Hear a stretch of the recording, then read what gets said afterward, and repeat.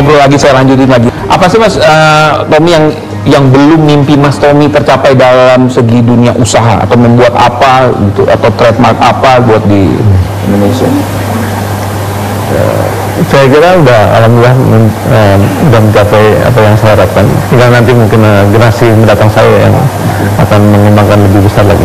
Jadi Mas Tommy ini bisa dibilang orang yang sudah selesai sama hidupnya sehingga sekarang saya belum masuk yang gugur ya kan gitu Mas Tommy.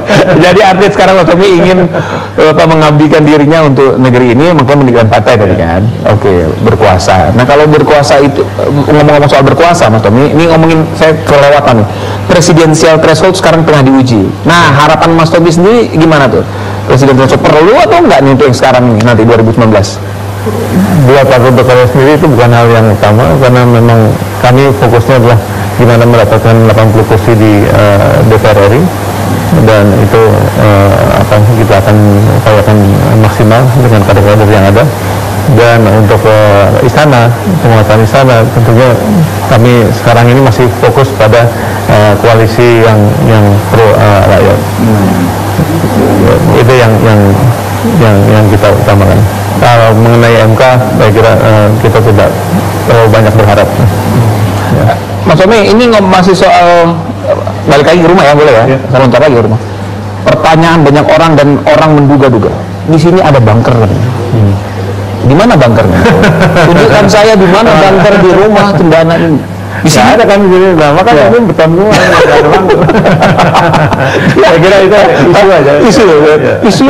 Isu yang terus menguat dan dibangun orang ya. Bunker, tempat sembunyi, entah tempat sembunyi, entah tempat nyimpan uang, entah nyimpan apa.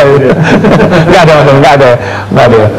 Oke, jadi itu jelas tuh. Misalnya nggak ada tuh yang namanya bunker di Jalan Cendana. Paling nggak di ruangan ini nggak ada ya? Nggak ada Pak? Nggak ada ya? Dijamin nggak pasti? Itu dijamin masih nggak ada.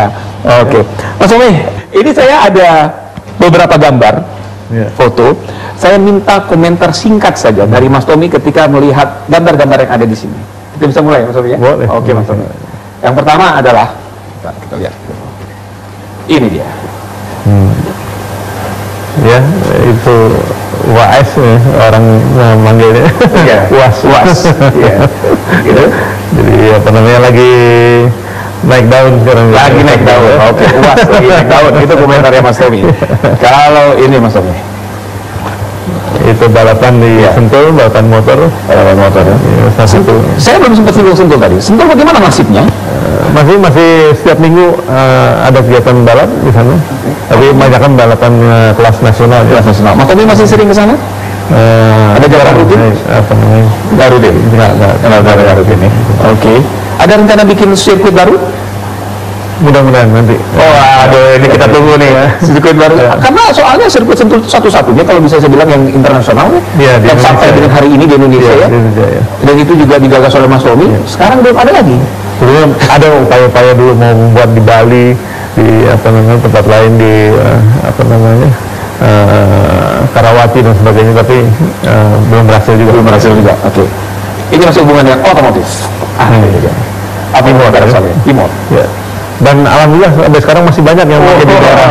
Jadi udah 20 tahun. Artinya bertahan ya. Artinya kualitasnya baik. Biasanya mobil sedan ini umur 10 tahun lebih sudah stop, udah pensiun. Itu ngalahin mobil Eropa nanti.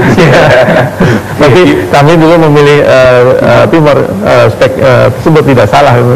Memang memberikan fungsi yang baik, memuaskan untuk masyarakat. Dan satu catatan lagi bahwa setiap yang membeli Timor itu tidak pernah rugi.